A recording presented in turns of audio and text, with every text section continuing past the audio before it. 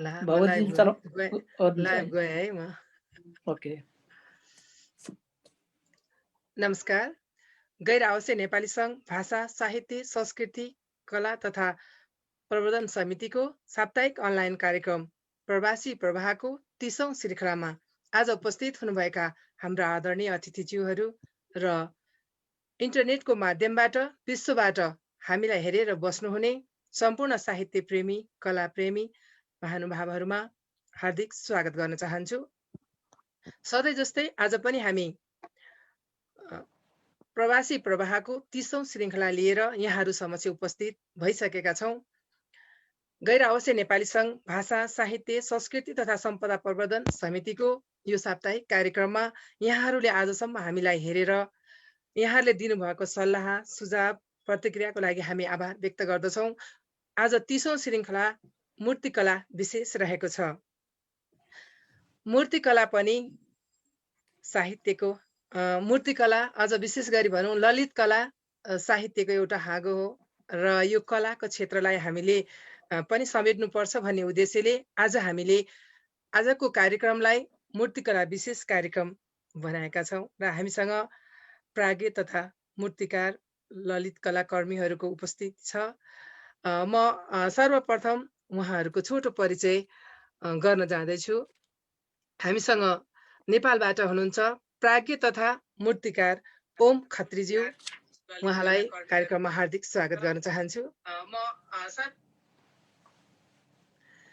त्यस्तै गरी जापानमा रहेर मूर्तिकला सम्बन्धी निरन्तर कार्य गरिरहनुभएका मूर्तिकार मन्जुल मितेरीज्यूलाई पनि कार्यक्रममा हार्दिक स्वागत गर्न चाहन्छु। धन्यवाद। त्यस्तै गरी नेपालमै रहेर पनि नेपाली भाषा साहित्य संस्कृतिको साथसाथै मूर्तिकलामा विशेष गरी आफ्नो साधना गरिरहनुभएका ललित कलाकर्मी विक्रम श्रीजीलाई पनि कार्यक्रममा हार्दिक स्वागत गर्न चाहन्छु। धन्यवाद। त्यस्तै गरी गैर आवासीय नेपाली सङ्घ भाषा साहित्य संस्कृति तथा सम्पदा प्रवर्धन समितिका सह अध्यक्ष बेलुकाजी थापाजी लाई पनि कार्यक्रममा स्वागत गर्दै आजको कार्यक्रम यो मूर्तिकला विशेष रहेको हुँदा बेलुकाजी थापाजी पनि मूर्ति कलासँग नजिक रहेको हुँदा आजको कार्यक्रम उहाँले नै सञ्चालन गर्नुहुनेछ। हाम्रा आज उपस्थित हुनुभएका आदरणीय व्यक्तित्वहरूसँगको कुराकानी उहाँका रचना हामी सुन्नेछौँ। सधैँ जस्तै पक्कै पनि आज पनि यहाँहरूले हामीलाई सुनेर आफ्ना प्रतिक्रियाहरू दिएर साथ दिनुहुनेछ भन्ने आशा गरेको छु। बेलुका सर अब हजुरको सुरु भयो, हजुरकै पालो अब। धन्यवाद। नमस्कार, एकदमै नमस्कार छ भगवतज्यू। यहाँसम्म सहयोग गर्नुभयो, सहयोगकारीप्रति आभार व्यक्त गर्न चाहन्छु। संसारभरिबाट हामीलाई हेरिरहनुभएका समादरणीय दर्शक महानुभावप्रति फेरि पनि नमन टक्राउन चाहन्छौँ। नेपाली भाषा साहित्य कला र संस्कृतिका क्षेत्रमा हामीले निरन्तर रूपमा जुन कार्यक्रमबाट तपाईँहरूसँग जोडिने प्रयत्न गरिरहेका छौँ, जोडिरहेका छौँ, त्यो प्रयत्नमा तपाईँहरूले साथ जसरी सहयोग गर्नुभएको छ त्यसका प्रति हामीले अगाडि भगवतीजीले भने जस्तै सधैँ सधैँ आभार व्यक्त गर्न चाहन्छौँ। तपाईँहरूका प्रति शुभेच्छा पनि छ हाम्रो कि निरन्तर तपाईँले नेपाली भाषा र साहित्यका क्षेत्रमा तपाईँको योगदान र साथ सहयोग र धाप हामीलाई दिइरहनुहुनेछ। त्यो अपेक्षाका साथ आजको कार्यक्रम फरक र विशेष कार्यक्रम रहेको छ र यो कार्यक्रम तपाईँ सबैलाई थाहा छ, हामीले चाहिँ फ्ल्यायरमा अथवा पोस्टरमा भने जस्तै ढुङ्गामा वा माटोमा धातुमा भेटिरहने कलाकर्मीहरू जो हातमा छिनो र हमर बोकेर अथवा घन बोकेर चाहिँ मेहनत गर्नुहुन्छ, उहाँहरूको मेहनत परिश्रम लगाव र प्रयत्नले एउटा सामान्य ढुङ्गा मूर्ति बन्छ। तिनै मूर्ति बनाउने नेपालका रत्नहरू नाकहरू उहाँहरूसँग हामीले उहाँहरूकै विषयमा रहेर हामीले यो 1-1.5 घन्टा हामीले छलफल गर्नेछौँ र उहाँलाई लागेका कुरा हामीलाई लागेका कुरा पनि हामी संवादमा जोडिनेछौँ।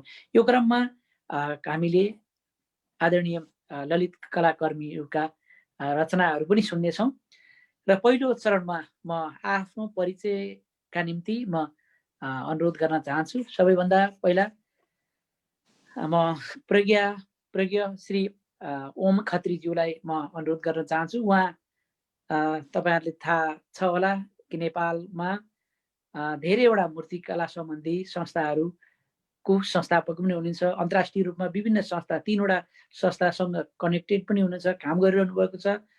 र धेरैवटा काम मात्रै होइन, उहाँलाई नेपालको एनआरएन भनेर हामीले चिन्ने एनआरएन मध्येका नै अरणीको जसको मूर्ति बनाएर चीनमा प्रतिस्थापन गर्नुभयो तिनै व्यक्तित्व श्री ओम खत्रीज्यूलाई आफ्नो परिचयका निम्ति हार्दिक अनुरोध गर्दछु। म्युट छ ओमजी, अनम्युट गर्नुहोस् त।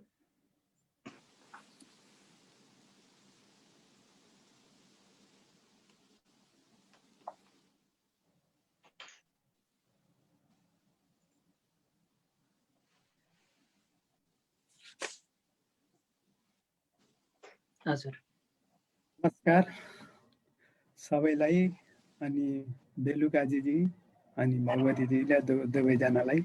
अनि यो आजको गैर आवासीय नेपाली सङ्घ भाषा साहित्य संस्कृति सम्पदा प्रवर्धन समितिको साप्ताहिक अनलाइन कार्यक्रममा मूर्तिकला विशेष मार्फत जोडिने अवसर दिनुभएकोमा यहाँलाई धेरै धेरै धन्यवाद, आभार व्यक्त गर्न चाहन्छु।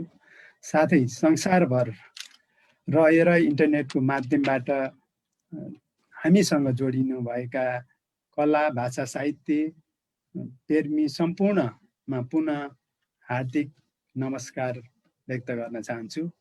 म ओम खत्री विगत 25 वर्षभन्दा बढी भइसक्यो यो कला क्षेत्रमा लागिरहेको छु र विशेष गरेर मेरो अध्ययन गलकोट हाई स्कुलबाट बेलुकाजीजीसँग हामी सँगसँगै पढेको हो र त्यसपछि म ललित कला क्याम्पसबाट ब्याचलर्स पास गरेँ। अनि म दिल्ली विश्वविद्यालयबाट मास्टर्स गरेर नेपाल फर्केँ र नेपाल फर्किसकेपछि मूर्तिकलाको लागि केही गर्नुपर्छ भन्ने जुन जोस थियो त्यतिखेर, त्यसपछि आएर नेपालमा त्यस्तो खालको खासै संस्थागत एउटा वातावरण थिएन।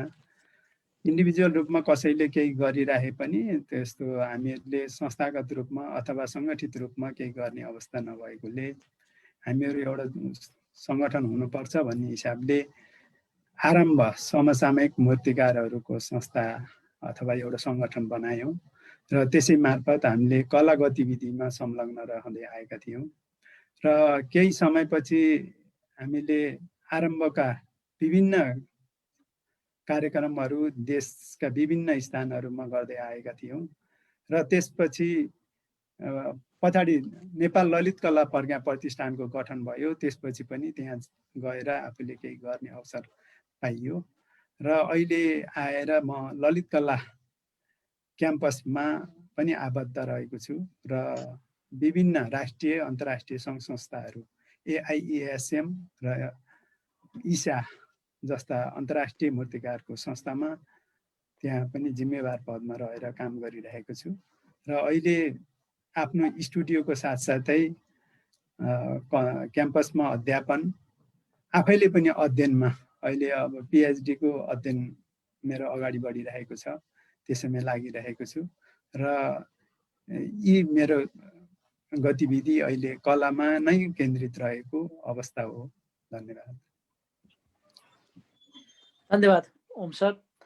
यस पछाडि आफ्नो परिचयका निम्ति इटहरीबाट श्री विक्रम श्रीज्यूलाई अनुरोध गर्छु। उहाँ मफसललाई राजधानी बनाउनका निम्ति प्रयत्न गरिरहन्छ। स्थानीय शिल्पकला र खोजी र अनुसन्धानमा खास गरेर जाति जनजातिहरू अन्तर्गतको परम्परा कलाका वास्तुहरू सम्बन्धी काममा निरन्तर काम गर्नुभएको छ।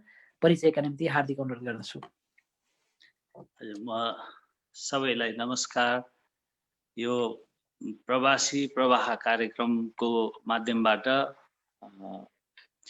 विश्वभर रहनुभएका हाम्रा आफन्तहरू, हाम्रा मान्यजनहरूसँग आज भेट हुने एउटा अवसर पनि भएको छ र विशेष गरी कलाकारहरूले कमै पाउने अवसर हो। यो मूर्तिकार चित्रकारहरूले कमै पाउने अवसर हामीले प्राप्त गरेका छौँ।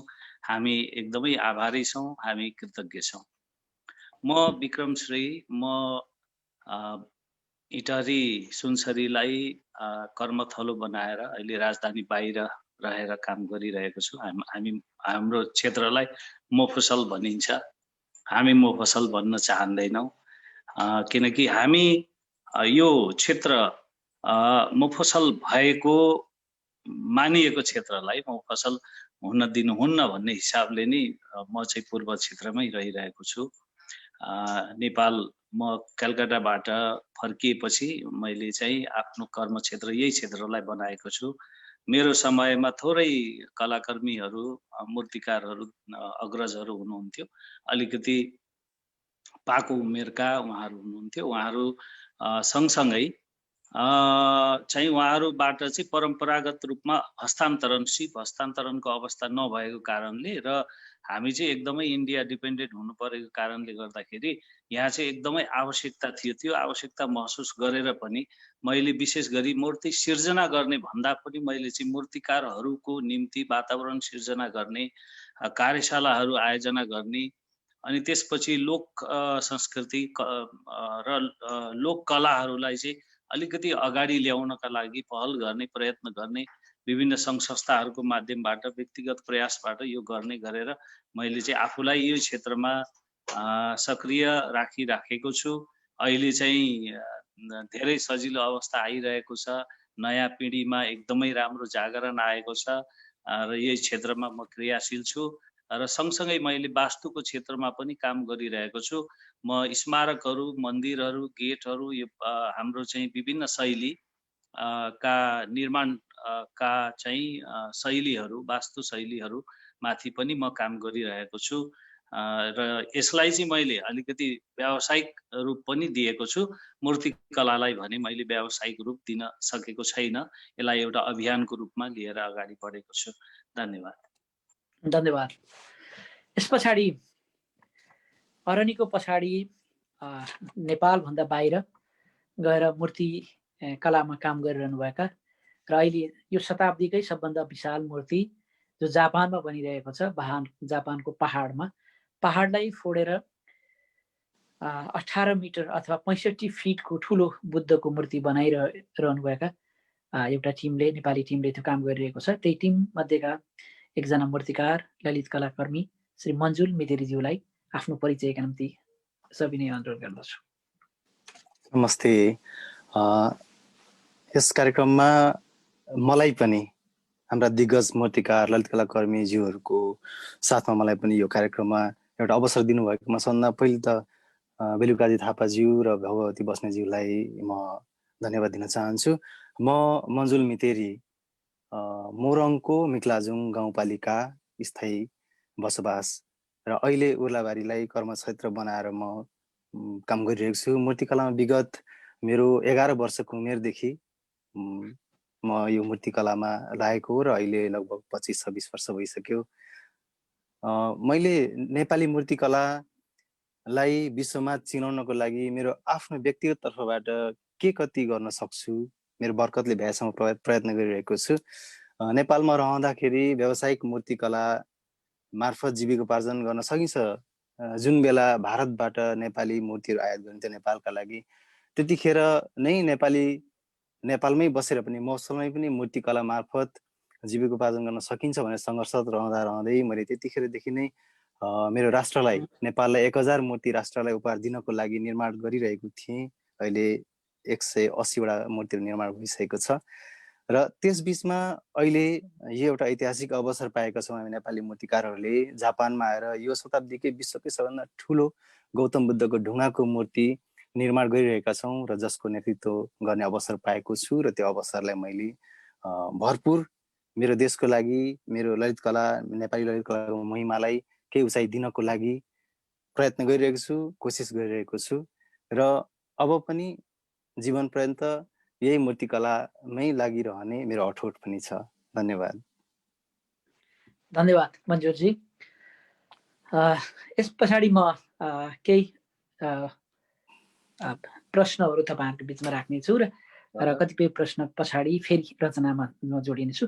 सबैभन्दा पहिला म ओम सरलाई सोध्न चाहन्छु, तपाईँ बागलुङको पनि अलिक टाढा जन्मिएको, गलकोटमा जन्मिएको मान्छे, जहाँ मान्छेहरूले धेरै मान्छेहरूले पढ्ने विषय मूर्तिकला हुँदैन, तर तपाईँलाई अरू मान्छेहरूले नपढेको विषय, तपाईँको विरासत नभएको विषय यो मूर्तिकला पढ्नका निम्ति केले प्रेरित गर्यो होला?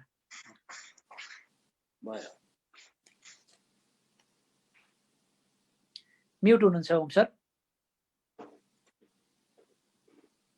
ओके, गलकोटमा हामीहरू जतिखेर हामी पढ्दै थियौँ स्कुलमा, त्यस समयमा यातायातको सुविधा थिएन र अलि राम्रो खालको स्कुलको सुविधा थिएन। त्यो प्रविधिको त्यस्तो देख्न पाइने अवस्था थिएन। खै त्यो प्रकृतिको अथवा यो इन्भाइरोमेन्ट नै एउटा क्वालिटी हो जस्तो नि लाग्छ। र त्यतिखेर खेल्दा खेल्दै पढ्दा पढ्दै कापीका पानाहरू किताबका पेजहरूमा केर्न पुगियो र माटो ढुङ्गाहरू कमलो ढुङ्गा फेला पार्यो भने हँसियाको चुच्चो, अनि किल्लाहरू थिचेर छिनु जस्तो बनाएर त्यही हँसियाले ठोकी ठोकी आकारहरू निकालिएको थियो। र त्यतिखेर गर्दाखेरि मैले त्यो के गर्दैछु मलाई पनि थाहा थिएन। र एउटा खेल्दाखेरि एउटा मन्दिर बनाउनु पर्छ, मन्दिर देउता बस्ने घर हुनुपर्छ, त्यो मन्दिर हो, र मन्दिरमा देउता बसेको हुनुपर्छ भन्ने लाग्थ्यो। र त्यो मन्दिरमा बस्ने एउटा देउता बनाउँदा बनाउँदै मूर्ति अथवा चित्रतिर लागिएछ। त्यो मलाई पनि थाहा छैन कतिखेर होस् छैन, कुन अवस्थाबाट कसरी त्यहाँ पुग्यो भन्ने गर्दा गर्दै पछि हामी अब सायद त्यो 7-8 क्लासमा पढ्दाखेरिको समय हुनसक्छ। त्यतिखेर कोही एउटा मान्छेले आर्ट सिकाउँछु भनेर जाँदाखेरि हामी त्यसमा पनि फसेका थियौँ, यहाँलाई थाहै छ। तर त्यो चाहिँ मलाई कस्तो लाग्यो भने कसैले नराम्रो गर्दाखेरि पनि त्यसको परिणाम राम्रो हुँदो रहेछ, त्यसले एउटा भोग जगाइदियो। र त्यो भोग चाहिँ अहिलेसम्म मेटिएको छैन। अझै पनि म त्यो भोगको छु र कुदिरहेको छु, र कहाँ भेटिन्छ र कहाँ पाउन सक्छु भन्ने मेरो अहिलेको भोग हो। र यही भोगको तलासमा हिँड्दा हिँड्दा अहिले यहाँहरूसँग केही 2-4 कुराहरू राख्न पाउने अवसर पाएँ। यसको लागि यो अवसर जुटाउनु भयो यहाँहरूले, यसको लागि योग्य सम्झिनु भयो, र यसमा म धेरै आभारी छु। र मेरा अग्रजहरू जब म यो कलामा एसएलसी पछि ल पढ्न पर्छ भनेर खास गरी काठमाडौँ प्रवेश गरेको थिएँ। ललित कला छ अरे भन्ने थाहा पाएपछि, तर ललित कलामा फर्म लगाएँ र त्यहाँ पनि पढ्न पाइन्छ कि पाइँदैन, अवसर हुन्छ कि हुँदैन, यसको विकल्प भनेर अरू 1-2 कलेजहरू जस्तो आरआर भयो अनि सरस्वती क्याम्पसमा फर्म भरिसकेको थिएँ। तर त्यो सरस्वती क्याम्पसमा पहिले फर्म मेरो नाम पनि निस्क्यो र मलाई जसले गाइड गर्नुहुन्थ्यो, मलाई अलिकति सल्लाह दिनुहुन्थ्यो के पढ्नुपर्छ भनेर। उहाँले त मलाई त अर्को गाउँमा जे काम लाग्छ त्यही विषय पढ्न सल्लाह दिनुभयो। म सरस्वती क्याम्पसमा भर्ना भएँ। जब भर्ना भइसकेपछि सरस्वती क्याम्पस लैनचौरमा छ, म चाहिँ बबरमलमा बस्थेँ। 12-1 बजेतिर क्लास सिद्धिन्थ्यो। ठमेलतिरबाट भोटाइटी निस्किन्थेँ। भोटाइटी निस्किएपछि ललित कला क्याम्पसमा प्रवेश गरेर हेर्दाखेरि मलाई मेरो मलाई जसले सुझाव दिनुभएको थियो, तिमीले त त्यो चित्रमूर्ति त गरिरहेका छौ, तिमीले त अर्को विषय पढ्नुपर्छ भनेको।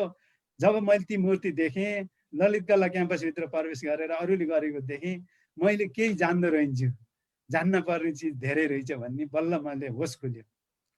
त्यसपछि म त्यो तत्कालै ललित कलामा आएर क्याम्पस चिफ त्यतिखेर वीणा प्रधान हुनुहुन्थ्यो। म्याम, म त अब यहाँ थाहा भएन यस्तो छ यसको भन्ने, म यहाँ फर्म चाहिँ भरेको छु, तर चाहिँ म उता चाहिँ भर्ना भइसकेको छु, म यता सर्न चाहन्छु, के गरौँ भन्दाखेरि अहिले त ढिला भयो, इन्ट्रान्स दिनुपर्छ, अहिले सम्भव छैन भनेपछि म चाहिँ त्यहाँ पछि म उता लैनचौरकै सरस्वती क्याम्पसमा अध्ययनलाई अगाडि बढाउँदै गएँ र ठमेल हुँदै ललित कलामा त्यसपछिको समय बिताउन थालेँ। र त्यहाँ बिताउँदै सरहरूले के भन्नुभयो भने, तिमीले कहाँ सिकेको हो, कहाँ गरिरहेछौ काम? मैले त्यहाँ साथीहरूले काम गर्नुहुन्थ्यो, त्यतिखेर भुवन थापा, याम थापा हुनुहुन्थ्यो कि उता गुल्मीको। अहिले पनि उहाँ हामी ललित कला नाफामा पनि पछि हामीले स्टुडियोसँगै गऱ्यौँ।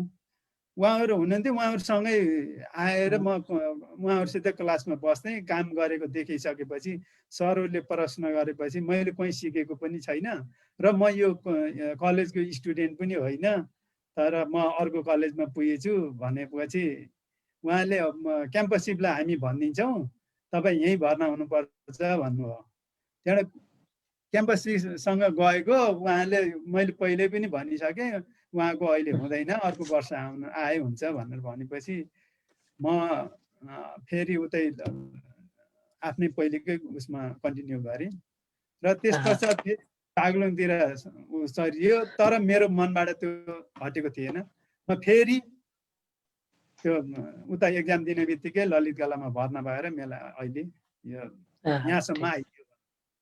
एकदम यही बिचमा जोड्न चाहन्छु मैले। तपाईँले चाहिँ धेरैवटा कार्यशालाहरू पनि चलाउनुहुन्छ, खास गरेर आधुनिक कला सम्बन्धी तपाईँको अध्ययन पनि हो र झन्डै 500-600 को हाराहारीमा मूर्ति पनि बनाउनु भएको छ। अब संसारका धेरै देशहरू पनि जानु भएको छ, 50औं चोटि त जहाज पनि उड्नुभयो होला। तपाईँलाई नेपालको मूर्तिकलाको अवस्था र विदेश जाँदाखेरिको अवस्था हेर्दाखेरि तुलनात्मक रूपमा नेपाल कहाँ छ जस्तो लाग्छ? परम्परागत कलाको क्षेत्रमा त नेपाल विश्वको दाँजोमा छ। जुन चिज युनेस्कोले अहिले जुन मान्यता दिएको छ त्यसबाट पनि प्रमाणित हुन्छ र परम्परागत कलाले आज विश्वमा कुनै पनि कलासँग उत्तिकै प्रतिस्पर्धा गर्न सक्ने अवस्थामा पुगिसकेको हो र आधुनिक कलाको क्षेत्रमा चाहिँ हामीहरू भर्खर सुरु गर्दैछौँ। तर कुनै पनि देशले गर्व गर्ने भनेको हामीले प्रविधिको क्षेत्रमा विश्वका अरू देशसँग कम्पिटिसन गर्न गाह्रो छ र साहित्यमा पनि अब हाम्रो देश केही अगाडि गइरहेको म महसुस गरिरहेको छु। तर मलाई लाग्छ कलामा चाहिँ हामी कुनै पनि देशका कलाकारहरूसँग हामी प्रतिस्पर्धी छौँ, उनीहरूसँग हामी उत्तिकै छौँ, उत्तिकै दाँदिन सक्छौँ भन्ने त्यो गर्व गर्ने ठाउँ चाहिँ कला नै हो भन्ने लाग्छ मलाई। एकदम धन्यवाद। म फेरि तपाईँसँग जोडिने छु। यही क्रममा म विक्रम श्री सरसँग जोडिन चाहन्छु र मलाई मेरो प्रश्न छ, आखिर आफ्नो सिप ल्याकत कला र कौशलतालाई निखार्ने ठाउँ त राजधानी हो नि। बाहिर बसेर अथवा राजधानी भन्दा बाहिर बसेर ती अवसरहरू प्रति न्याय गरिएन भन्ने लाग्दैन तपाईँलाई? यो फिलिङ्स छैन। जुन उद्देश्यले यो ठाउँमा बसियो त्यो उद्देश्य अलिक महत्त्वपूर्ण छ। जुन ठाउँमा जुन कुराको अभाव छ त्यो ठाउँमा केही कुरा दिनु गर्नु त्यो महत्त्वको कुरा हुन्छ। यो क्षेत्रमा अहिलेको जुन अवस्थासम्म हामी आइपुगेका छौँ, अब यो सन्तुष्टि चाहिँ काठमाडौँ बस्दा प्राप्त हुन्न थियो। काठमाडौँमा म रङ्गमञ्चको क्रममा म काठमाडौँ रहेँ, तर त्यतिखेरै थाहा भयो कि अलिकति चाहिँ जुन एउटा केन्द्रीकृत परिपाटी छ अनि काठमाडौँ चाहिँ हामी त एउटा नाम दिएका छौँ काठमाडौँलाई, त्यसलाई हामी भन्छौँ थानकोटको गोलार्ध। थानकोट भन्दा बाहिर त्यहाँको नीति नियम आइपुग्दैन, त्यहाँबाट हामीले देखिँदैनौँ। हामीलाई चाहिँ के भन्दाखेरि अहिले पनि नेपालभित्रै चाहिँ दुईटा देश जस्तो किसिमको कला क्षेत्रको हिसाबमा चाहिँ त्यस्तो देखिने अवस्था छ।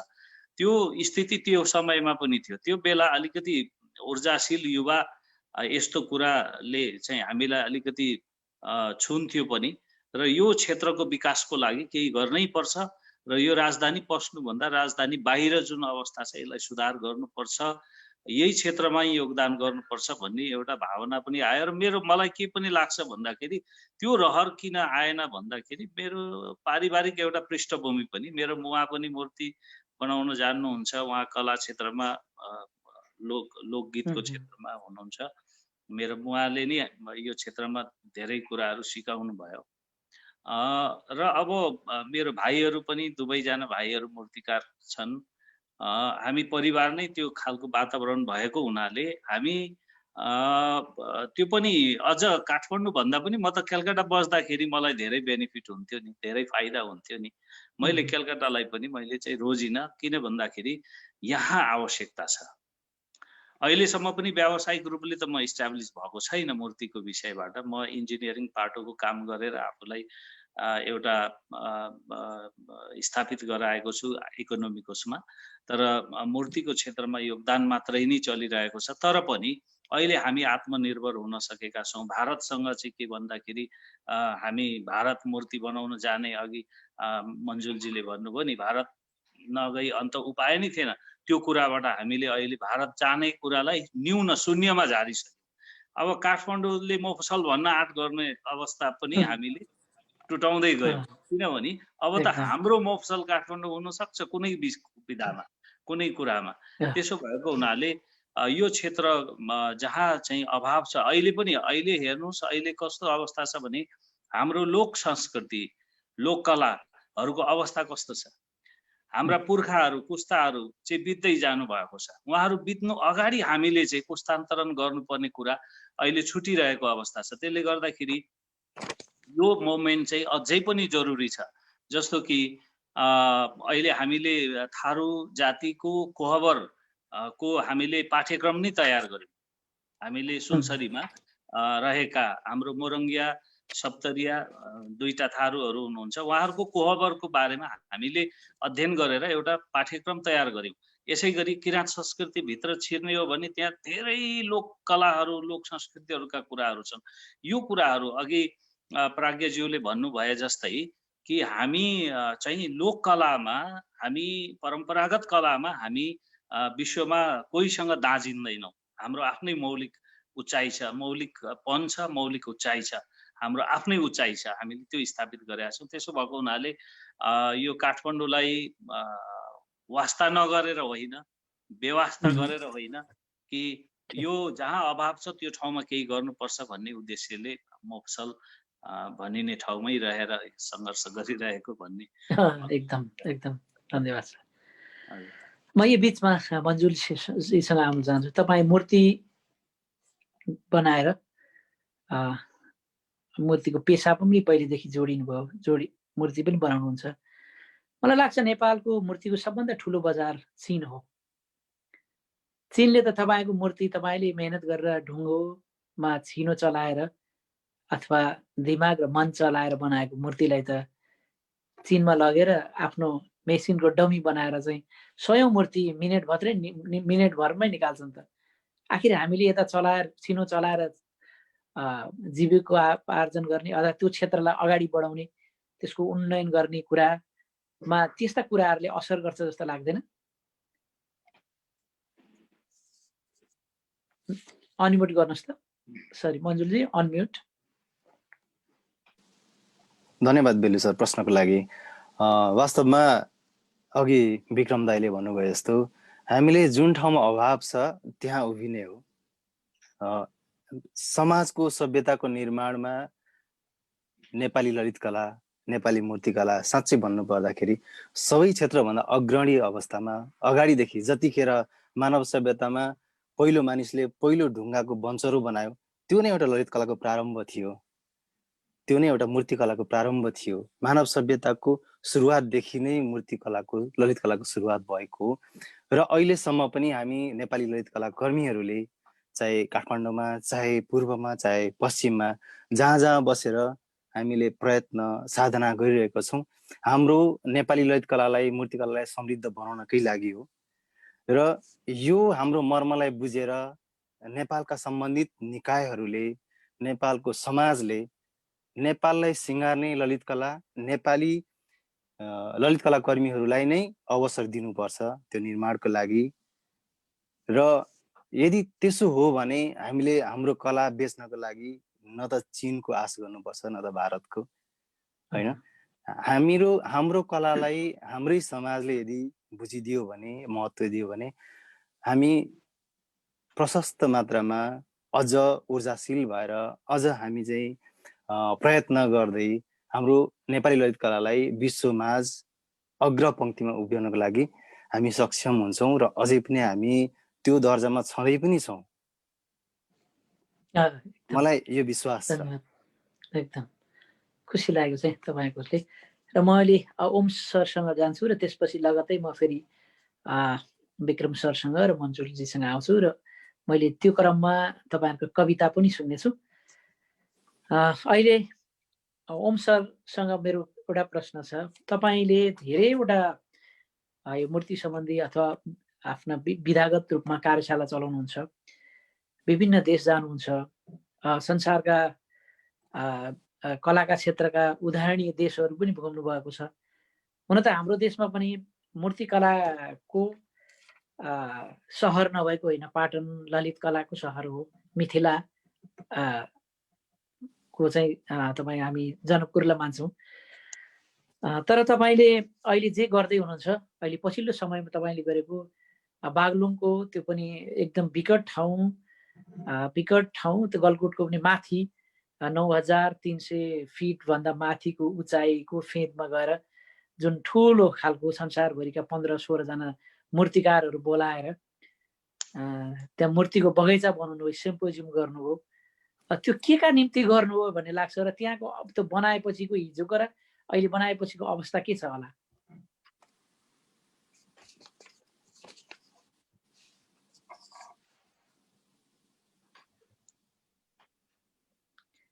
अनम्युट भएको छ हजुर।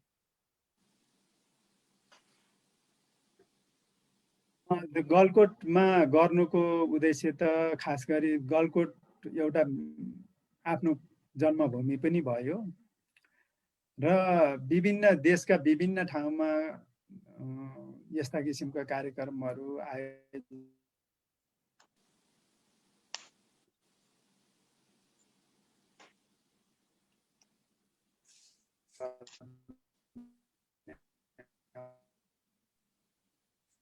त्यसको नेतृत्व गर्ने बोलाएर वास्तवमा भन्ने भने थोरै खर्चमा उनीहरूले हाम्रो कलाकृति लाखौँ पर्ने करोडौँ पर्ने कलाकृति सङ्ग्रह गर्ने एउटा तरिका अपनाए जस्तो मलाई लागिरहेको नि थियो।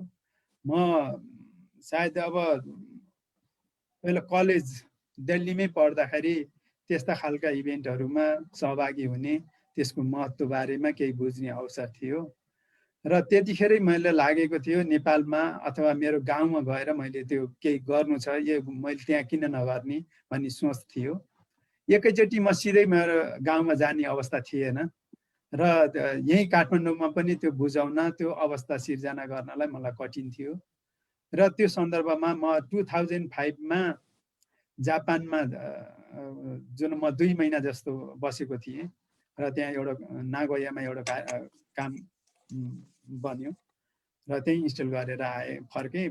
त्यतिखेर त्यहाँ चाहिँ मैले 2005मा त्यो भएको थियो, 2006मा चाहिँ नेपाल जापानको दौत्य सम्बन्ध स्थापना हुने मनाउने कार्यक्रम रहिरहेको थियो गभर्मेन्ट स्तरमै दुई देशका, र त्यो चाहिँ गर्नको लागि मैले त्यहाँबाट मैले उही जापानमै प्रस्ताव राखेको थिएँ, नेपालमा गएर मैले यस्तो गर्न चाहन्छु, गभर्मेन्टको तर्फबाट, जापान गभर्मेन्टको तर्फबाट त्यसमा केही सहयोग गरिदिनु पर्यो, मलाई त्यसमा हेल्प गर्नु पर्यो, अरू मलाई व्यक्तिगत रूपमा मलाई खास केही चाहिँदैन भनेको थिएँ।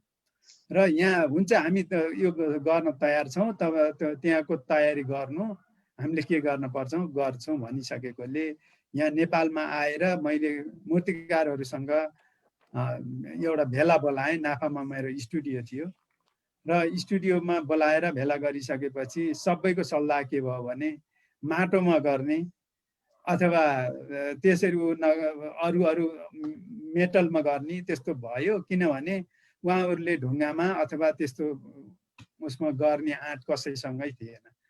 ट्रेडिसनल मूर्तिकारहरूले ढुङ्गामा काट्नुहुन्थ्यो, त्यो कार्भिङहरू गर्नुहुन्थ्यो, तर आधुनिक मूर्तिकारहरूको त्यस्तो खालको वातावरणै थिएन त्यो समयसम्म। र एउटा त्यो थियो भने अर्को चिज फेरि एक ठाउँमा बसेर काम गर्ने, अरूको अगाडि काम गर्ने, त्यो एक खालको हिचकिचाहट चाहिँ उहाँभित्र भएको मैले पाएँ र त्यसलाई पहिले मैले 2006 को लागि कलाकार सहभागी गराउनको लागि पहिला यो कलाकारहरूमा एउटा एक किसिमको मनोबल वृद्धि नगरेसम्म सहभागी मूर्तिकारै नपाउने भयो।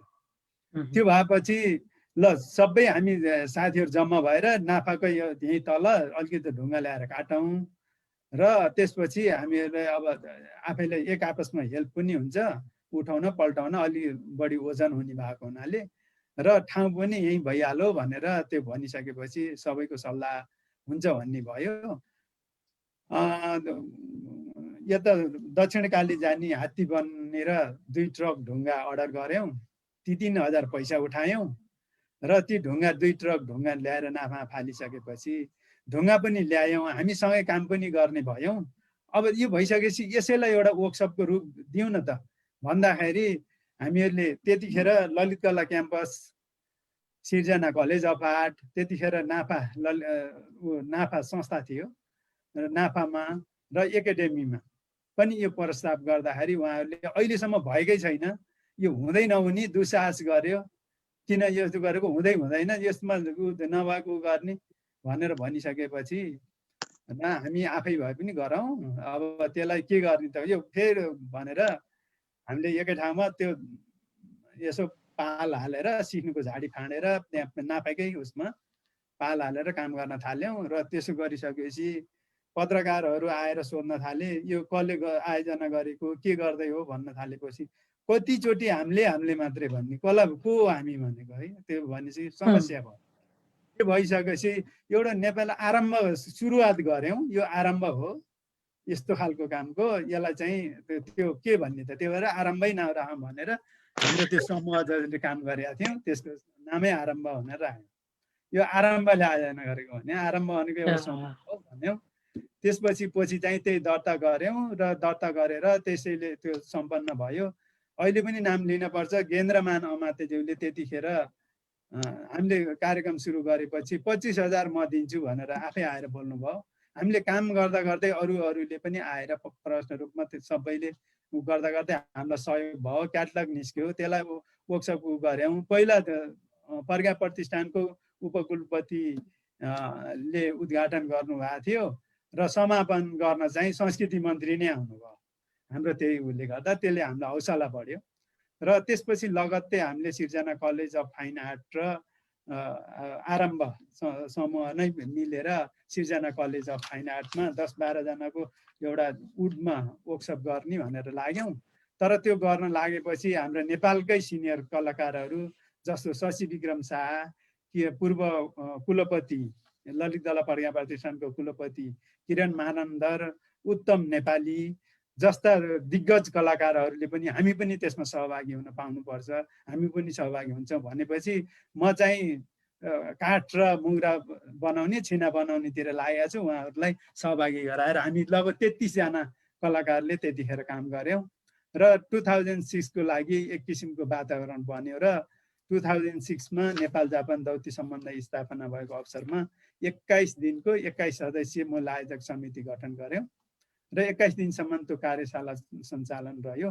त्यसको अध्यक्षता चाहिँ संस्कृति मन्त्री प्रदीप गेवालीले स्वयं उहाँले अध्यक्षता ग्रहण गरिदिनु भयो र हाम्रो त्यो भव्य सम्पन्न भयो र देशका विभिन्न ठाउँबाट पनि त्यस किसिमको माग हुन थाल्यो, ल यहाँ गरौँ भन्ने भयो। त्यसरी गर्दै गइयो, एकाडेमीमा गएर नि गरियो र अब चाहिँ गलकोटमा पनि अब अन्तिम समयमा एउटा केही गर्नुपर्छ भनेर 6-7 वर्ष पहिलेदेखि एउटा लाग्दा यसपल्ट चाहिँ 2020 मा हामीले त्यो सम्पन्न गर्न सक्यौँ। यहाँहरूको सबैको सहयोग रह्यो र त्यो चाहिँ अहिलेसम्मकै अलिकति व्यवस्थित र हामीले जहाँ पनि कन्जुसाइ हुन्थ्यो पैसाको लागि त्यहाँ चाहिँ प्रशस्तै भयो र अहिले त्यो चाहिँ व्यवस्थित हुने, त्यो जग्गादेखि ल्याएर अहिले संस्थाकै नाममा अब 25-30 रोपनी जग्गा छ र त्यही चिजलाई हामीले अब बहुवर्षीय कार्यक्रममा अगाडि बढाइरहेका छौँ। त्यसको लागि अब हामी सबैको हातेमालोको जरुरी छ। एकदम धन्यवाद, एकदम उल्लेख्य काम गर्नुभएको छ। त्यसमा चाहिँ अहिले धेरै मान्छेहरू चाहिँ पुग्छन्, हेर्छन् पनि, त्यो देखेर पनि खुसी लागिरहेको छ। यो क्रममा यो संवादसँगै अलिकति साहित्यिक रचना पनि जोड्न चाहन्छु। हुन त मूर्तिकला कला भनेको चाहिँ साहित्य को पनि सङ्गम हो, साहित्य संस्कृति अथवा साहित्य लेखन समेतको सङ्गम हो। र यहाँ हाम्रो दुईजना आदरणीय मूर्तिकार अथवा ललित कलाकर्मी को रचना पनि सुन्ने हामीले यो सोचेका छौँ। यो क्रममा म विक्रम श्री सरलाई चाहिँ आफ्नो रचना कविता केही छ भने चाहिँ छोटोमा सुनाइदिनको निम्ति अनुरोध गर्छु। त्यस पछाडि म मन्जुलजीसँग आउँछु। हजुर। यो कविता सुनौ।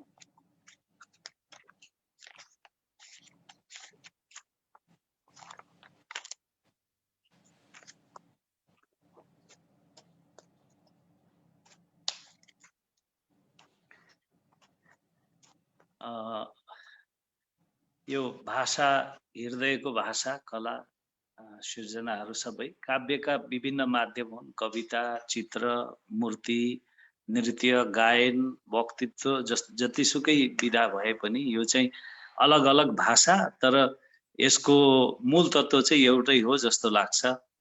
अब एउटा चित्रकार कविता नै रङ्गाइरहेको हुन्छ, एउटा मूर्तिकार कविता नै कुदिरहेको हुन्छ।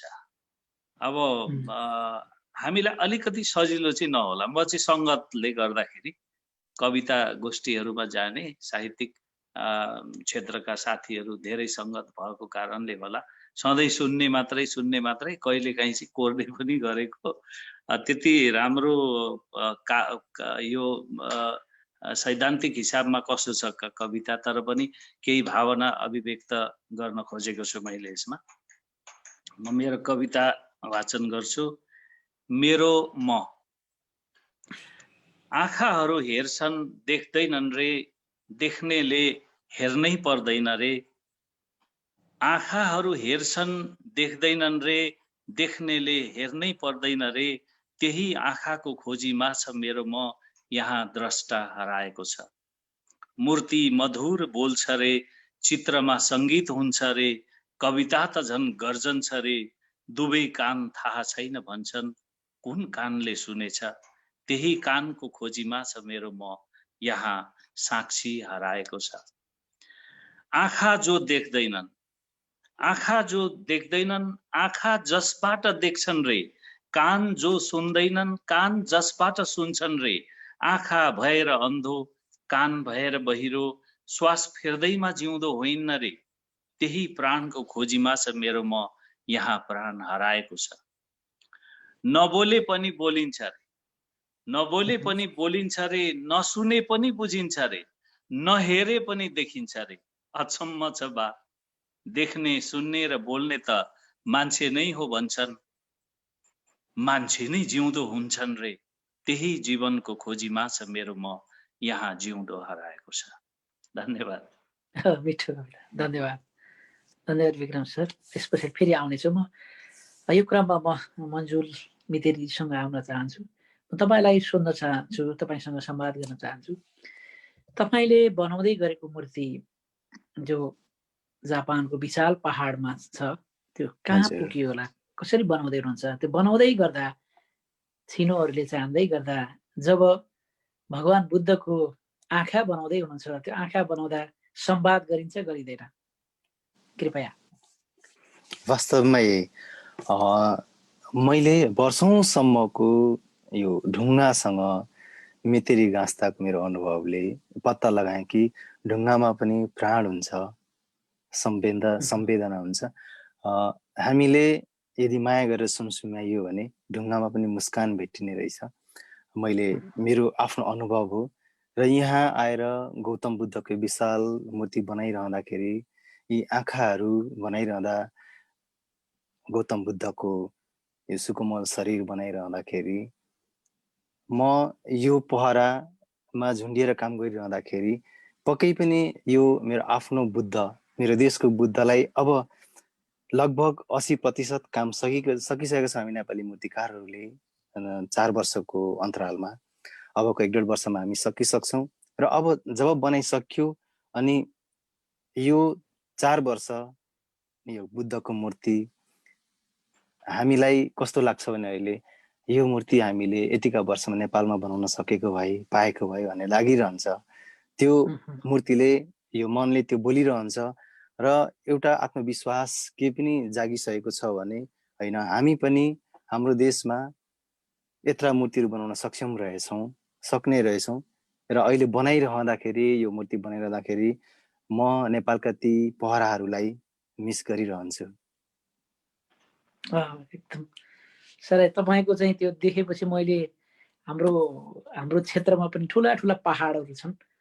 त्यो पहाडलाई सम्झँदा तपाईँ त्यहाँ झुन्डिएर त काम गर्दै गर्दा मैले सम्झने पात्र ओमजी पनि हो। उहाँले ती पहराहरूमा मूर्ति बन्छ भनेर चाहिँ सोच्नु नला भने सोचिरहन्छु। र यो बिचमा तपाईँको एउटा कविता पनि सुनौँ, त्यसपछि म फेरि संवादमा फेरि अगाडि बढ्नेछु। हवस्, धन्यवाद यो अवसरको लागि। म मेरो कविता नै वाचन गर्छु। मेरो कविताको शीर्षक छ बेपत्ता पसिनाहरू। उसै गरी आज पनि लखतरान परदेशी ड्युटीबाट बस्यो उही पुरानो कुर्सीमा र पोत्न थाल्यो क्यानभासमा आफ्ना बेपत्ता पसिनाहरूको हुलिया। उसै गरी आयो आज पनि लखतरान परदेशी ड्युटीबाट बस्यो उही पुरानो कुर्सीमा र पोत्न थाल्यो क्यानभासमा आफ्ना बेपत्ता पसिनाहरूको हुलिया। आजै मात्रै थापेको तलबको बन्द खाम पनि खोल्नै मन छैन उसलाई। यसपालि पनि कति सस्तोमै हराएछन् उसका पसिनाहरू। सम्झ्यो अघि दिनभरि उसको नाकबाट तप्प तप्प खसेका अनगिन्ती पसिनाका थोपाहरूलाई। एउटा थोपामा थियो छोराले हिजै मात्र गरेको म्यासेज, स्कुलको फी तिर्न ढिला भयो रे बाबा। अर्को थोपामा थियो सानी छोरीको तोते बोली, हाम्रो घरमा चाहिँ किन टिभी नलागेको बाबा। एउटा थोपामा थियो आमाको फाटेको चोली र बुच्चो कान। अर्को थोपामा थियो बरन्डाको उदाङ्गो छाना। एउटा थोपामा थियो छिमेकी साउको ताकेता अनि अर्को थोपामा थियो श्रीमतीको मलिन अनुहार। म पनि दुःख गर्दैछु प्यारा, पुगे यसपालि एउटा सानो तिल्लरी लाउने मन छ, नपुगे अर्को साल छँदैछ नि। खोइ त अरू पसिनाहरूको हुलिया, खोइ त अरू पसिनाहरूको हुलिया। हुलिया पोद्दा पोद्दै अल्मलिन्छ ऊ परदेशीका गीतहरूको जङ्गलमा, डुब्छ सम्झनाहरूको तलाउमा, हराउँछ अधुरा सपनाहरूको कुहिरोमा। बिर्सन्छ बाँकी पसिनाहरूको हुलिया। कस्ता थिए ती पसिनाहरू, ती पसिनाहरू कस्ता थिए। पसिना बुबाको उदास अनुहार जस्तै थियो, पसिना घर तलतिरको बाँझो खेत जस्तै थियो, पसिना वर्षौंदेखि भत्किएर बनाउन नपाएको कुलो जस्तै थियो, पसिना वर्षेनी आउँदै जाँदै गरेका खल्ला चाडबाडहरू जस्तै थियो, कि पसिना ऊ परदेशिएपछिको एक्लो नेपाल जस्तो थियो। यस्तै यस्तै अनगिन्ती हराएका पसिनाहरूको हुलिया खोज्दैछ ऊ, पोद्दैछ क्यानभासमा उसै गरी बेपत्ता पसिनाहरूको जीवन्त चित्र, र भेटियोस् तिनीहरूलाई घर फर्किने बाटोहरूमा। धन्यवाद। मिठो, धन्यवाद छ। ओमजीसँग जान चाहन्छु, त्यस पछाडि फेरि म यो संवादकै क्रम जोडिनेछु। दुनियाँको कलाको मुटु भनेर जसरी इटालीलाई चिन्छ, त्यहाँ पुगेर तपाईँले दाभिन्चीका मूर्तिहरूलाई सुमसुमाउनु भयो होला।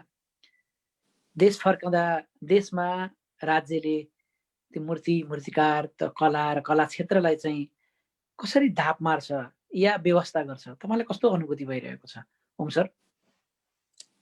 यहाँनिर अब मैले केही कुराहरू राखेँ भने गुनासो गरेको हुन्छ, नगर्यो भने अन्याय पर्छ कसैलाई। अनि जसरी राजनीतिको क्षेत्रमा खुल्ला नाङ्गो नाच देखिरहेको छ र जहाँ जो गएर जसले जे गर्नु पर्थ्यो त्यसले त्यो काम पाइरहेको हुँदैन।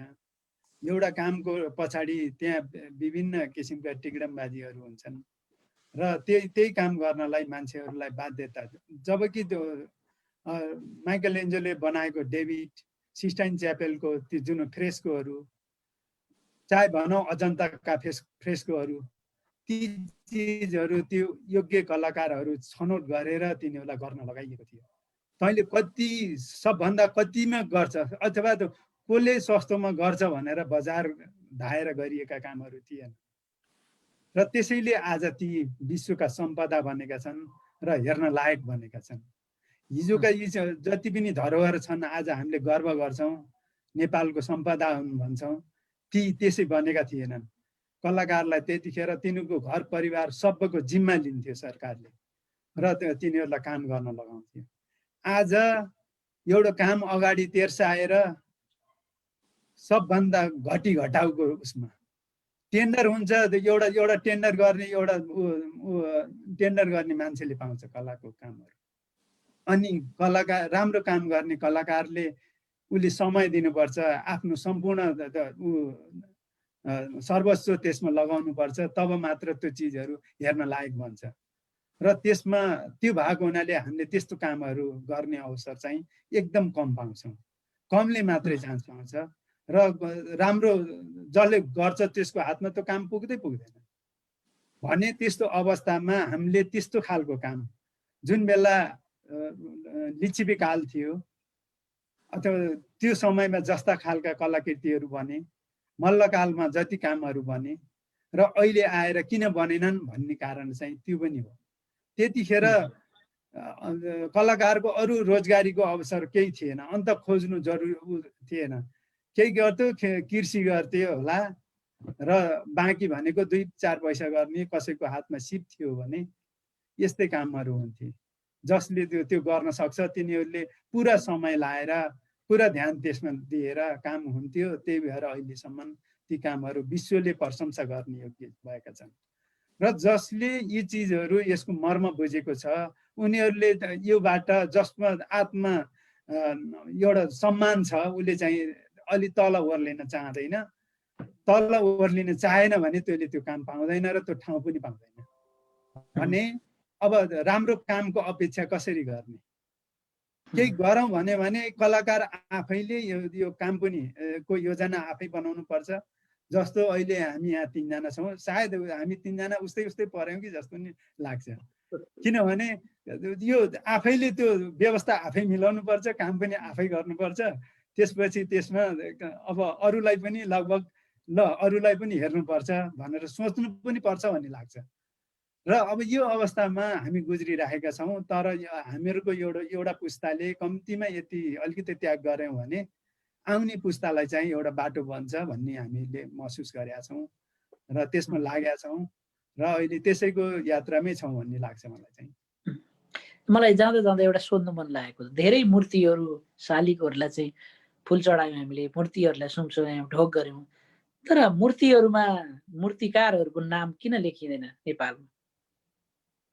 यस्तो छ, अघि नै मैले यही सँगसँगै सोधिदिनु भयो, तपाईँलाई धेरै धन्यवाद। किनभने यसैसँग जोडिएको छ।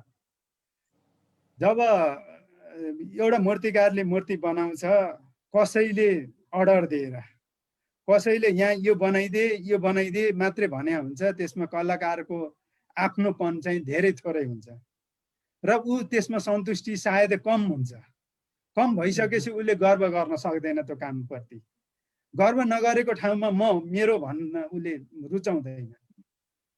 त्यो भएको हुनाले पनि एउटा त्यो हो अहिलेको अवस्था। मैले कतिपय पोर्ट्रेटहरू गरेको हुन्छु, तर मैले त्यसमा भन्दा बढी आफूले गरेका अरू क्रिएटिभ काममा चाहिँ मेरो भन्न रुचाउँछु, मेरो परिचय दिन रुचाउँछु। र विशेष गरेर पहिला सामन्ती समय थियो, त्यतिखेर चाहिँ राजा रजौटाले उनीहरूले काम लगाउँथे र त्यो लगाइसकेको काममा त्यो लेख्ने अधिकार उनीहरूले दिएका पनि थिएनन् होला। र पहिलो एउटा कलाकारको नाम भेटाएको छु मैले, जसले आफ्नै सेल्फ पोर्ट्रेट बनायो, जुन कृषक पनि थियो भनेको, जसको त्यो चाहिँ यो नेपालमा लिच्छिपीकाल सुरु हुने बेलामा को बाला बाल भन्ने कलाकारको नाम उसले चाहिँ आफ्नो मूर्ति एउटा ढुङ्गामा कुदेको भन्ने कुरा स्टेला क्याम्ब्रिजले आफ्नो पुस्तकमा उल्लेख गरेको पाइन्छ। र त्यसपछि धेरै थोरै मूर्तिहरूमा अब एउटा नन्दपालको नाम उल्लेख भएको पाइन्छ। राज मुलमी र नयत मुलमी भन्नेको यो उसको देवीको मूर्तिमा बनेपाको सूर्य मूर्तिमा उल्लेख भएको पाइन्छ। अब जयसिंहको नाम पाइन्छ भने पछिल्लो समयमा आएर अरनिकोको नाम मात्रै हामीले अघिल्लो पुस्ताको मूर्तिकारहरूको नाम भेट्टाउँछौँ। तर युरोपतिर हेऱ्यो भने ईसा पूर्वका कलाकारहरूको 2495 कलाकारहरूको चित्र समेत उसको इजिप्टको पिरामिडको भित्तामा कुदिएका पाउँछौँ। र अब तर हामीहरूको यता पूर्वीय दर्शनतिर यता आयो भने पुरै धर्म दर्शनमा आधारित हुन्छ, कुनै टेक्स्टमा आधारित हुन्छ, त्यसको बनाएको हुन्छ, यो बनाउनै पर्ने भन्ने हुन्छ, त्यसमा हुँदैन। र के प्रयोजनमा गरिएको, कुन तिथिमितिमा गराइएको भन्नेमा एउटा राजा जयवर्माको मूर्ति 2रो शताब्दीको छ। 5औं शताब्दीको मूर्तिमा अब यो विष्णु विक्रान्तको 2वटा मूर्तिहरू छन्। त्यहाँभन्दा पहिलाका न कलाको इतिहास लेखिएको छ, न कलाकारको बारेमा थाहा छ, न कला कहिले बनेको हो भन्ने कुराहरू थाहा छ। अहिले जति पनि मूर्तिहरू छन् त्यसको स्टाइलको आधारमा, बनोटको आधारमा यो समयको होला भनेर अनुमान गरिएको मात्रै छन्। र हामीहरूको लिखित इतिहासको कुरा गर्ने हो भने कलाकारबाटै लेखिएको र 13औं शताब्दीका कलाकार अरनिकोले लेखेको क्यानन अफ प्रपोर्सन भन्ने किताब रहेछ। त्यो पनि मैले अहिले अध्ययनको सिलसिलामा पत्ता लगाएँ। र त्यो चाहिँ 17औं शताब्दीमा चाइनिज भाषामा ट्रान्सलेट गरेर 1885मा जापानमा त्यो चाहिँ प्रिन्ट गरिएको रहेछ भने अब त्यो पुस्तक चाहिँ अहिले चाइनिज भाषामा होला र हामीले पढ्न सक्दैनौँ। केही विद्वानहरूले त्यसको उल्लेख गरेको पाइन्छ र पिपालले पनि केही कुराहरू यसमा अलिकति प्रकाश पारेको पाइन्छ। र हाम्रो अवस्था चाहिँ अहिले नाम नलेखिनु, त्यस्तो नहुनुको कारण पछाडि यस्ता विभिन्न कारणहरू छन्। अहिलेको नयाँ जेनेरेसनले भने कलाकृतिमा लेख्नु पर्दो रहेछ भनेर सबैले प्राय जसो लेख्ने गरेको पाइन्छ। नलेख्दा त त्यो लिपि सङ्ग्रहित गर्ने इतिहास लेखनमा पनि समस्या हुन्छ होला नि। अहिले तपाईँले भने जस्तै पहिला त्यो एकदम यो भाषाको विकास हुनुभन्दा पूर्व त कलाकै विकास भएको हो। त्यतिखेर त क्युनिफर्म भनिन्थ्यो। इजिप्टका पिरामिडहरूमा जति पनि लेखिएका भाषाहरू छन् त्यो चित्राक्षर, यसलाई चित्राक्षर भनिन्छ। चित्रबाटै केही कुराहरू कम्युनिकेसन गरेको र त्यतिखेर भाषा विकास नहुँदा पनि चित्रकै अहिले जति पनि हामीहरूले अब जस्तो इन्डियाको उसमा भिमबेटका भयो र एलोरा एलिफेन्टा, त्यसपछि अब जति पनि अब जर्मनमा रहेका, फ्रान्समा रहेका विकट पहाडका कन्दराहरूमा जति पनि चित्रहरू भेटिएका छन् त्यतिखेर कुनै भाषा थिएन। भाषाकै रूपमा शिकारका चित्रहरू कसरी गर्ने, कसरी अब आफूभन्दा बलियो जनावरसँग विजय प्राप्त गर्ने, त्यो भाषा नै कला थियो भन्ने कुरा अहिले प्रमाणित भएको छ। धन्यवाद एकदम महत्त्वपूर्ण जानकारीका निम्ति ओम सरलाई। विक्रम सर, अहिले तपाईँले जुन ठाउँमा मेहनत गरिरहनु भएका, परिश्रम गर्दै हुनुहुन्छ अथवा साधना गर्दै हुनुहुन्छ, त्यो ठाउँमा तपाईँले के काम गर्दै हुनुहुन्छ खासमा? हजुर, हामी अहिले कार्यशालाहरू प्रत्येक वर्ष कार्यशालाहरू सञ्चालन गरिरहेछौँ। मूर्तिकलाको कार्यशाला यसपटक 6औं कार्यशाला हामीले सञ्चालन गऱ्यौँ। यसमा चाहिँ हामीले यसपटक 2टा राम्रो उपलब्धि हासिल गऱ्यौँ। एउटा हाम्रो चाहिँ पछाडि परेको हाम्रो ऋषिदेव जातिको वंशकै पहिलो मूर्तिकार हामीले तयार गऱ्यौँ भनौँ। उहाँले मूर्तिकलाको जम्मा 54 दिनको कार्यशाला उहाँले सम्पन्न गर्नुभयो। साह्रै राम्रो, उहाँसँग त्यो लुकिरहेको क्षमता प्रतिभा रहेछ, त्यसलाई उहाँले चाहिँ प्रस्फुटन गर्ने एउटा राम्रो अवसर प्राप्त गर्नुभयो। हामीले प्रतिभा खोज्दाखेरि हामीले त्यस्तै ढङ्गबाट नै हामीले विशेष तरिका अपनाएका थियौँ, जसले गर्दाखेरि त्यो चाहिँ प्रतिभाहरूलाई ल्याउन सकियोस्। त्यसपछि हामीले धिमाल वंशकै पहिलो मूर्तिकार पनि त्यही कार्यशालाबाट प्राप्त गर्न सक्यौँ। त्यसो गरेर अन्य पनि 70-72 वर्षको कलाकारहरू पनि कार्यशालामा सहभागी हुनुभयो र यो कार्यशालामा सामाजिक विकास मन्त्रालयले अलिकति सपोर्ट गर्यो। त्यसपछि हामी आफैले चाहिँ एउटा प्रयत्न गरेर यो वर्षको कार्यशाला अत्यन्त राम्रो भयो। यो कार्यशाला जस्तै कार्यशाला चाहिँ हामीले जस्तो धरानमा, यसै गरी उदयपुरमा, यसै गरी अर्को ठाउँ विराटनगरमा, यसरी हामीले चाहिँ विभिन्न ठाउँमा कार्यशालाहरू सञ्चालन गरिरहेका छौँ। यसो गर्ने क्रममा चाहिँ अहिले हामीले इटरीलाई केन्द्र बनाएर कलाकारहरूको चाहिँ एउटा तीर्थस्थलकै रूपमा भनौँ त्यसलाई, एउटा गुरुकुलको रूपमा हामीले इटरी म्याट्रिक्स भन्ने एउटा संस्था स्थापना गरेका छौँ। त्यहाँ चाहिँ आवासीय रूपमा मूर्तिकलाहरू सिक्नुको लागि कलाकारहरू आउने, त्यहाँ आफूलाई परिष्कृत गर्ने एउटा वातावरण प्राप्त गर्ने र प्रदेश नम्बर 1 का सबै कलाकारहरूका कलाकृतिहरू एकै ठाउँमा हेर्न पाइने। अब चित्रकला चाहिँ जहाँ पनि बोकेर पुर्याउन सकिन्छ। अब मूर्ति ठुल्ठुलो आकार र तौल ज्यादा हुने भएकोले गर्दाखेरि यसलाई चाहिँ ट्रान्सपोर्ट गर्नु सजिलो नभएको हुनाले हामीले चाहिँ एकै ठाउँमा उहाँहरूलाई नै उपस्थित गराएर आवासीय रूपमा कलाकारहरूलाई त्यहाँ राखेर अनि उहाँहरूका सिर्जनाहरूलाई चाहिँ त्यहाँ एक्जिबिसनमा राखिदिने त्यो गरेका छौँ। अहिले करिब 60% मूर्तिकारहरूका कलाकृति हामी एकै ठाउँमा हेर्न सक्छौँ। हामीसँग करिब 2 बिघा जति जमिन छ र त्यो भित्र हामीले ती गतिविधिहरूलाई सञ्चालन गरेका छौँ र यसमा कुनै पनि रिसोर्सेसहरू छैन जो बाहिरबाट आउँछ।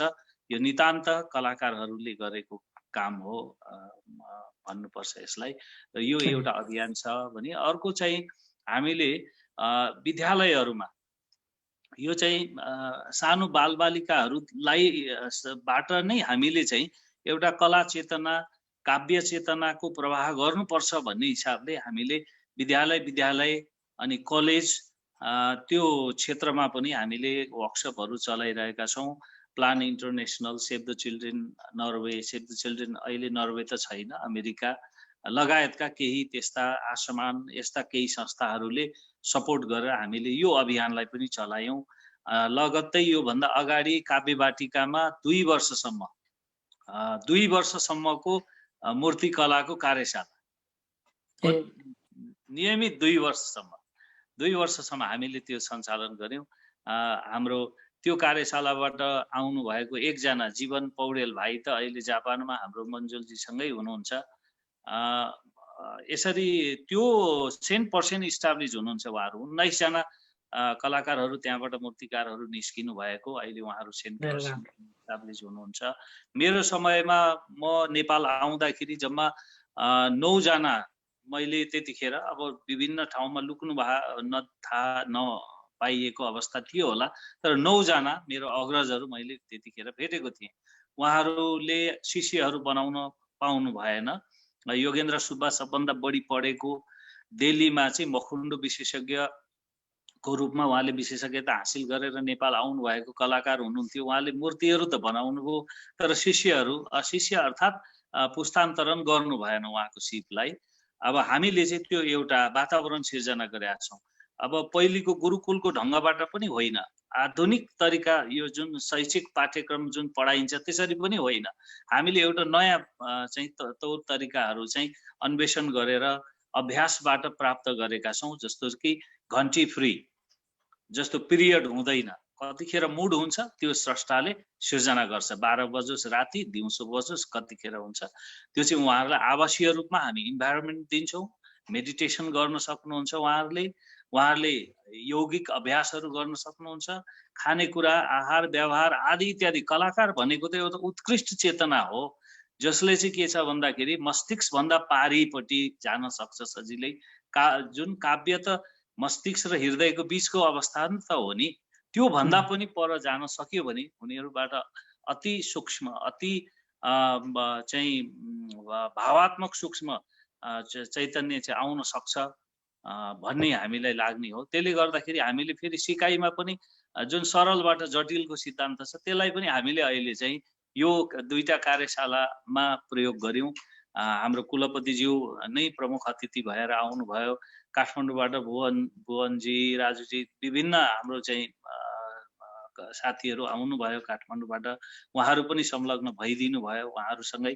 र हामीले त्यसमा के प्रयोग गर्यौं भन्दाखेरि जटिलबाट सरलतिर, सरलबाट जटिलतिर होइन, जटिलबाट सरलतिर। त्यो गर्दाखेरि एउटा चाहिँ यो सृजनशीलताको कुरा चाहिँ यो फरक ढङ्गको कुरा हो। यो त घटित हुने कुरा हो, यो त ह्यापनिङ हो, नट डुइङ। डुइङ होइन, यो गर्ने कृत्य होइन, यो त हुन जाने कुरा हो। त्यसले गर्दाखेरि कसरी सृजनात्मक वातावरण, सृजनशीलताको निम्ति वातावरण सिर्जना गर्न सकिन्छ भनेर हामीले यो प्रयोग गरेका छौँ। यो एउटा प्रयोगशाला हो। अब यसलाई चाहिँ देशभरि चाहिँ एक्सपान्ड गर्नुपर्छ भन्ने हाम्रो सोचाइ छ। त्यसको लागि हामी चाहिँ अब के भन्दाखेरि काठमाडौँसँग त्यति राम्रो ओम सर आएपछि मात्रै हो मेरो सबभन्दा पहिलो भेटघाट विभागीय अध्यक्ष उहाँ हुनुहुन्थ्यो त्यो ताका, उहाँसँग मेरो पहिलो भेटघाटै हो। त्योभन्दा अरूसँग छैन। म बरु कलकत्तातिर इन्डियातिर मेरो राम्रो सम्बन्ध हुन्छ, काठमाडौँसँग छैन। उहाँहरूले पनि पुस्नुहुन्न, हामीले पनि पुस्दैनौँ। यो एउटा नेपाल अधिराज्यभरि नि मैले अघि भने दुईटा देश छ, यो यसको अन्त्य गर्नुपर्छ। अब त अन्त्य भन्दा पनि अब कति कुरा हामीले त्यहाँबाट सिक्नुपर्छ भने कतिपय काठमाडौँले बाहिरबाट सिक्नुपर्छ। त्यो अवस्था चाहिँ सिर्जना भएको छ। यो एउटा उपलब्धिमूलक अवस्था हो। तर यसको लागि यही नै सम्पूर्णता चाहिँ होइन। यसका लागि राज्यले नीति नियम तयार गर्ने, जस्तो अब भारतमा धेरै बोल्ने होला। भारतमा कस्तो छ भने, थोरै कुरा म जोड्छु। भारतमा कस्तो छ भने अहिले व्यावसायिक मूर्तिकारहरूलाई र जो एउटा हबीको रूपमा सृजनशीलता गर्नुहुन्छ या व्यवसाय पनि गर्नुहुन्छ र उहाँले आफ्नो अभिव्यक्तिको माध्यम पनि त्यसैलाई बनाउनु भएको छ। यो विभिन्न छ। त्यो त्यसमा चाहिँ भारत सरकारले अहिले तपाईको लोन दिने, लोनमा पनि बिना धितो लोन दिने, बिना इन्ट्रेस्ट दिने, त्यो कलाकृति नै राखेर ब्याङ्किङ गरेर उसलाई चाहिँ केही लोन दिने, त्योदेखि लिएर बिमा गरिदिने, जति पनि देशभित्र सिर्जना गरिने, रचना गरिने कुराहरू छ त्यसलाई सही कलाकारको छनौट गरेर जिम्मेवारी दिने, न कि ठेकेदारी त्यो भएको हुनाले हामीले धेरै कुराहरूमा हामी धेरै पछाडि परेको अवस्थामा छौँ। त्यसले गर्दाखेरि एउटा सिकाइको कुराको पाटो एउटा छ भनेदेखिलाई कलाकारहरूको जीवन यापन र उहाँहरूको जीवनको व्यवस्थापन अनि त्यो सृजनशीलताको लागि उपयुक्त वातावरण सिर्जना गर्नुको लागि चाहिँ केही धेरै कुरा गर्नु छ जस्तो मलाई लाग्छ। एकदम धेरै समसामयिक आफूले गरेका धेरै महत्त्वपूर्ण कामहरू चाहिँ राख्नुभयो। धन्यवाद छ विक्रम सरलाई। जाँदा जाँदै अब हामी अन्तिममा छौँ। अब धेरै हाम्रो झन्डै 1 घन्टा क्रस भइसकेको छ। मन्जुलजीलाई म सोध्न चाहन्छु, तपाईँले सानो उमेरदेखि मूर्ति बनाउनुभयो र राष्ट्रका निम्ति भनेर हजारवटा मूर्ति के अरे चाहिँ उपहार स्वरूप दिने भनेर चाहिँ जो सोच बनाउनु छ, कतिवटा बनाउनु भयो अहिले खास, र त्यो सपनाको अर्थ के हो? धन्यवाद बेलु सर। मेरो यो सपना मेरो सानै उमेरदेखिको हो। जतिखेर मैले मूर्ति बनाउन सुरु गरेँ म त्यतिखेरदेखि नै मेरो एउटा सोच के थियो भने मेरो देशलाई यस्तो एउटा उपहार चढाउन सकौँ जसले म प्रति मेरो देशले गर्व गर्न सकोस्। मसँग ललित कला छ, मूर्ति कला छ। यसैमा आधारित भएर 1000 वटा विश्व प्रसिद्ध व्यक्तिका शालिगहरू, अर्धकतका शालिगहरू ढुङ्गामा खोपेर कुँदेर नेपाल राष्ट्र उपहार चढाउँ भन्ने त्यतिखेरको धोको हो र म निरन्तर लागिरहेको छु। अहिलेसम्म 180 वटा मूर्तिहरू निर्माण भइसकेको छ र अन्य कामहरू पनि अहिले म यता रहे पनि मेरो श्रीमती कौशिला राईले ढुङ्गाहरू कलेक्सन गर्ने, त्यसका बाहिरी आवरणहरू काटेर फालिदिने काम गरिरहेकी छिन् र म छुट्टीमा बेला बेला यहाँबाट त्यहाँ नेपाल जाँदाखेरि केही कामहरू गरेर फर्किन्छु र अब केही वर्षमा यो काम सकिन्छ। यो काम सकेपछिको मेरो प्रमुख काम भनेकै त्यही 1000 मूर्ति निर्माण गर्ने हो र 1000 मूर्ति मेरो फलामे सपना नै हो। सानोतिनो राप र तापले नपग्लियोस् भनेर त्यसरी लिएको छु र मेरो अबको जसरी पनि पुरा गर्नुपर्ने मेरो लक्ष्य धोको भनेको 1000 मूर्ति नै हो। कति सुन्दर सपना। सपना सफलताको निम्ति म शुभकामना भन्न चाहन्छु। र धन्यवाद अब सर। हामी बसाइको अन्तिम क्षणमा पनि छौँ। अरू संवाद फेरि अर्का बसाइहरूमा अरू सन्दर्भहरूमा फेरि जोडिँदै जाला। म जाँदा जाँदै प्राज्ञिक क्षेत्रमा चाहिँ जसरी निरन्तर खट्नुभयो, आफ्नो परिचय पनि बनाउनु भयो र आफ्ना ठाउँका निम्ति केही काम गर्नुभयो। र ओम सर, तपाईँ अब पिएचडी को अब टुङ्गाउनेतिर लाग्नु भएको छ सायद, मलाई जानकारी भए अनुसार। अब मलाई अत्यन्तै खुसी पनि लाग्यो आजको सन्दर्भमा हामी झन्डै 30 वर्ष पुरानो साथी, एउटै स्कुलमा पढेर एउटै क्लासमा पढेर हुर्किएको साथी, त्यसमा पनि हाम्रो क्षेत्रबाट पत्रकारिता पढ्ने म, कलाकारिता पढ्ने तपाईँ, यो सन्दर्भबाट त्यो पनि विदेशबाट जोडिएर खुसी साट्न पाएँ। म खुसी छु र चाँडै तपाईँको सपनाको सफलताको पनि शुभकामना भन्न चाहन्छु। र जाँदा जाँदै केही छोटोमा छुटेको कुरा छन् भने जोडेर अनि हामी अन्त्य गरौँला। ओम सर।